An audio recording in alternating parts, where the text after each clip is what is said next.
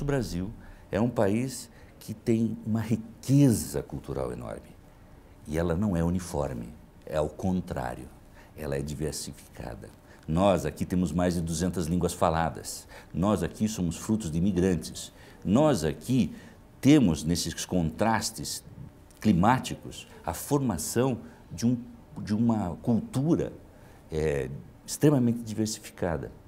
Ora, se nós pensarmos em que o direito de autor deve ser um instrumento de promoção de políticas públicas para a diversidade cultural, nós temos que pensá-lo de uma maneira que ele seja público e privado. Como é que o direito de autor, como é que a obra intelectual pode ser pública e privada? Ora, ela é pública e privada desde o seu nascimento, porque o autor, quando cria um livro, quando Camões escreveu os Lusíadas, ele não escreveu para sua leitura, ele escreveu para ser lido, ele escreveu para um diálogo. Quando Picasso pintou Guernica, ele traduziu naquela obra o quê? A expressão e o significado e a angústia de um país, de uma nação. Nós não podemos imaginar que todos esses conteúdos sejam absolutamente privados. O direito de autor tem sim que ser mantido, mas não o direito de autor enclausurando a difusão deste bem intelectual, porque é justamente esta difusão, esse acesso, é que vai fazer com que ele seja portador de identidades culturais. E há necessidade na legislação brasileira de dar solução a questões emergenciais, como, por exemplo, a reprodução, a digitalização dos acervos das bibliotecas, que, por lei, pela nossa legislação, se torna uma contrafação. Isso é no Brasil, porque nós temos uma das legislações mais restritivas. Ela surgiu em 98, dentro de um movimento, na época, de máxima proteção, pensando que a máxima proteção induziria o máximo desenvolvimento. O que nós não pensávamos e não vivenciávamos naquela época era o advento da informática, o advento da internet.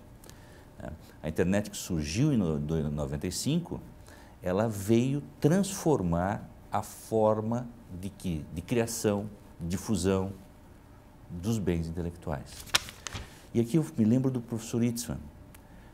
Conheci pouco o professor Itzvan. Tive com ele algumas reuniões, mas ele me marcou profundamente pela sua visão. O professor Itzvan falava que o século XXI, a sociedade do século XXI, seria uma sociedade de um ser humano atemporal. E dizia que ele teria na sua frente, na possibilidade de ter acesso a uma obra do século XVIII, do século XIX, tal qual ele tem a obra que está sendo feita. Então, essa atemporalidade faz com que haja uma evolução cultural do ser humano ímpar na história. E aí entra uma outra questão, a questão da preservação das diferenças, a preservação e a manutenção de políticas públicas que viabilizem e fomentem a diversidade cultural.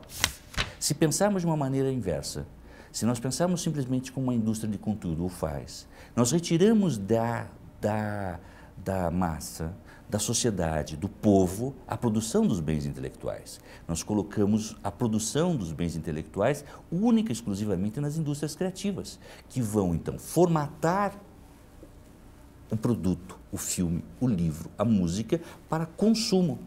Ora, um bem intelectual não é um bem de consumo tal qual seja um eletrodoméstico.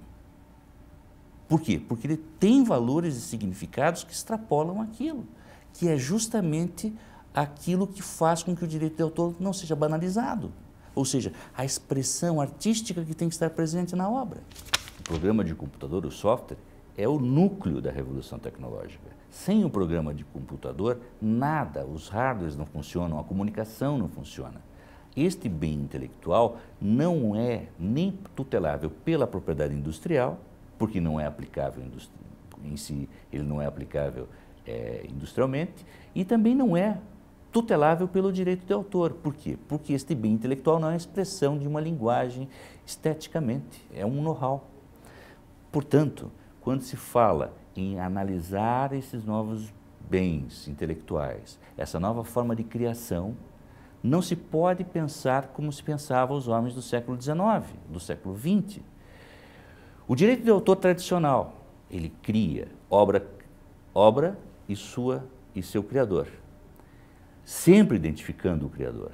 Aí nós temos a obra individual, a obra coletiva, a obra em coautoria. O que nós vamos falar hoje? Das obras que são feitas e criadas sem que se identifique o autor. A Wikipédia, por exemplo. A Wikipédia é uma enciclopédia na qual nós não sabemos quem são as pessoas que estão construindo aquela obra.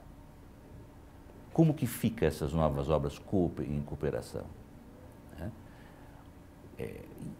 Enfim, esses novos desafios não podem ser vistos com os paradigmas do século XIX.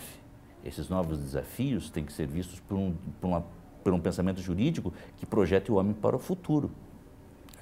E esse futuro não está preso nas realidades tecnológicas da indústria, e sim a essas novas formas de comunicação advindas da revolução da tecnologia.